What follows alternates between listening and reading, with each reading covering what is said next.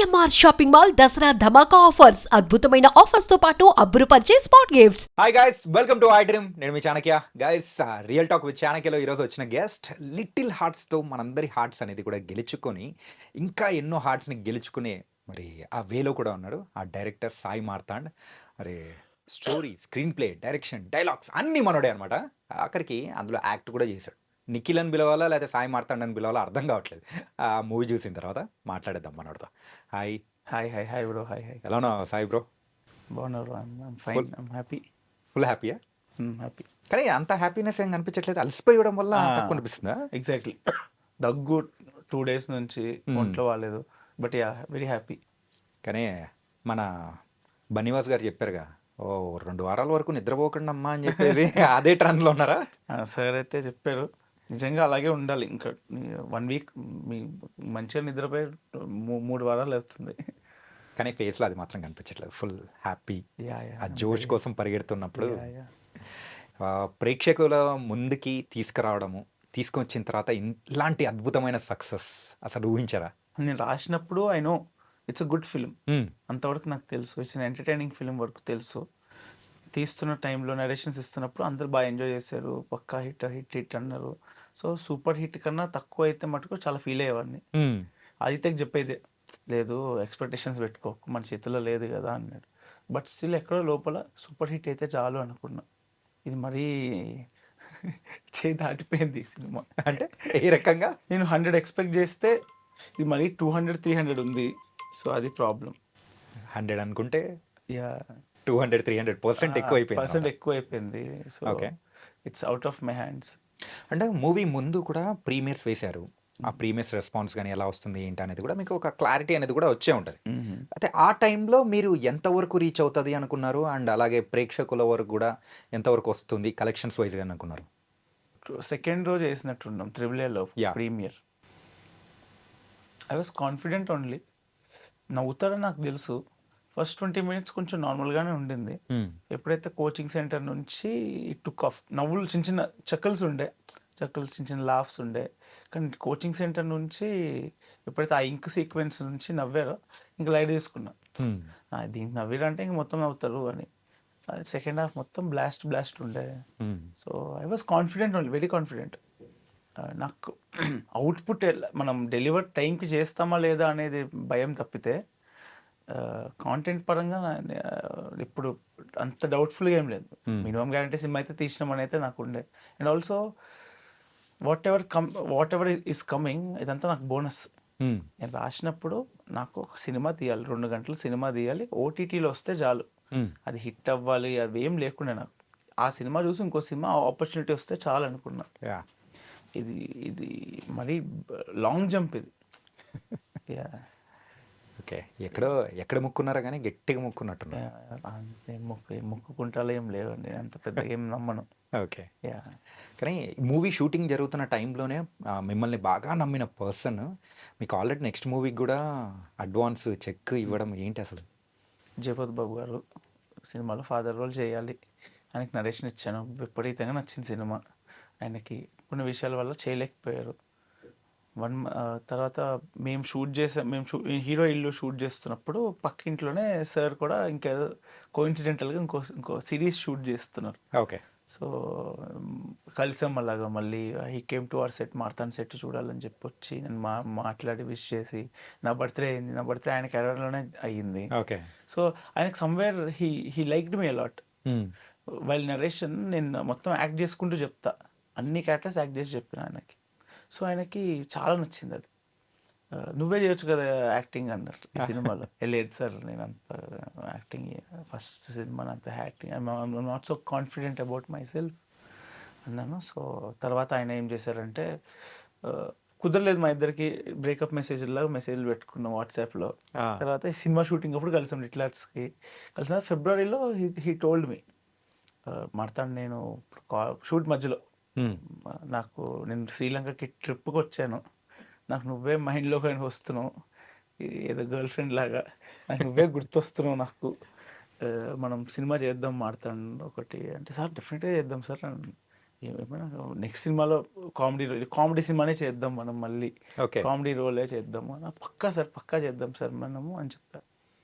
But production start చేస్తారని నాకు తెలియదు నీ సినిమాతోనే. సో అగైన్ 1 వీక్ తర్వాత ఐ మెట్ హిమ్. కలిసిన తర్వాత హీ సెడ్ నేను ప్రొడ్యూసర్ అవుదాం అనుకుంటున్నాను, మళ్ళీ వాళ్ళ Jagapathi banner, Jagapathi pictures banner మళ్ళీ రీస్టార్ట్ చేస్తాం మా నాన్నగారిది అని చెప్పారు. అవునా సార్, ఆలోచించుకో అన్నారు. సార్ షూర్ సార్, అడ్వాన్స్ ఏం వద్దు సార్ అని కూడా అన్నాను. He said no, take it, it's gentlemen's agreement okay. అన్నారు. సో ఆయన ఇచ్చారు అప్పుడే ఫెబ్ ఎండింగ్కి. ఆ రోజు నా ఫస్ట్ లుక్ పోస్టర్ ఒకటి వచ్చింది బయటకి. ETV announce their 14 films and this is one among their films. So ఆ రోజు పోస్టర్ రావటం, చెక్ తీసుకుంటాం. I think first cinema release ముందే చెక్ తీసుకున్నాను నెక్స్ట్ సినిమాకి. ఐ ఫెల్ట్ వెరీ హ్యాపీ ఆ రోజు. ఎంత వచ్చింది బ్రో? ఎంత ఇచ్చారు అడ్వాన్స్? చెప్పకూడదు బ్రో, మమ్మీ చెప్పొద్దని చెప్పింది. మమ్మీ చెప్పొద్దని మమ్మీ చెప్పొద్దని చెప్పింది. Okay. Big amount. My first film remuneration. Okay. Remuneration తక్కువే but yeah my first advance was my first remuneration. చిన్న అమౌంట్ అంటే నాకు పెద్దదే, నాకు చాలా ఎక్కువ. యా.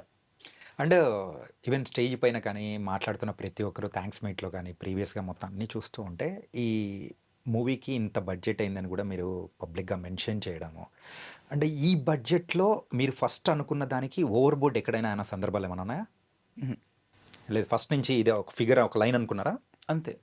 అంటే ఈటీవీ దాంట్లో 2 నుంచి 3 crores 4 కూడా వెళ్ళినట్టుండే కొన్ని బడ్జెట్స్, నాకు తెలీదు. బట్ ఈ budgets they are making films, series కానీ చేస్తున్నారు. నన్ను అడిగితే చాలా ఎక్కువనే అండి. 2.4 అంటే చాలా ఎక్కువ. బడ్జెట్ బాగా ఇచ్చారు. నేను అయితే అడిగాను, ఎందుకు అయితే ఇంత 2 కోట్ల లోపల తీయలేమా సినిమా అంటే, అయితే మరదా బయట ఖర్చులు ఎట్లున్నాయి, కరెక్ట్ సరిపోతుంది, ఇది నేను లెక్కలు వేసినా కదా అని. ఎగ్జాక్ట్. యా. సో అనుకున్న దానికంటే మీరు అనుకున్న దానికంటే కొంచెం ఎక్కువ అయింది బ్రో. నేను 30 లక్షలు ఇద్దాం అనుకున్నా బ్రో ఇది.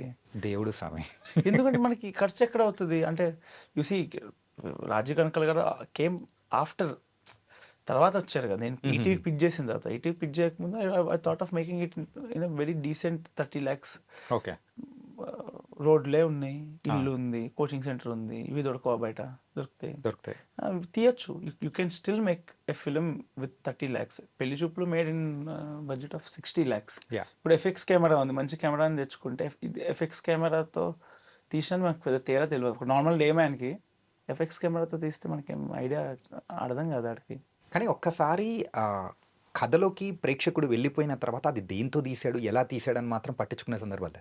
ఈవెన్ రీసెంట్గా ఒక 2 days బ్యాక్ అనుకుంటా, మీరు చెప్పారు చూసారా, ఆ బెంగళూరు సీన్స్ మొత్తం కూడా మీరు తీసిన FX3 కెమెరాతో అని చెప్పేసి, అండ్ దాని గురించి ఆ వీడియో అనేది కూడా చూసేటప్పటికి వావ్ అని అనిపించింది. అంటే మన బెంగళూరులో పెద్ద కెమెరా సెటప్ రోడ్డు మీద కొంచెం కష్టం కదండి. సో బట్ అదే చాలా బ్యూటిఫుల్ వచ్చింది. బెంగళూరు పోర్షనే హైలైట్ ఇప్పుడు సినిమాలో. ట్విట్టర్లో చూస్తున్నాను, ఆ సాంగ్ చాలా వైరల్ అవుతుంది.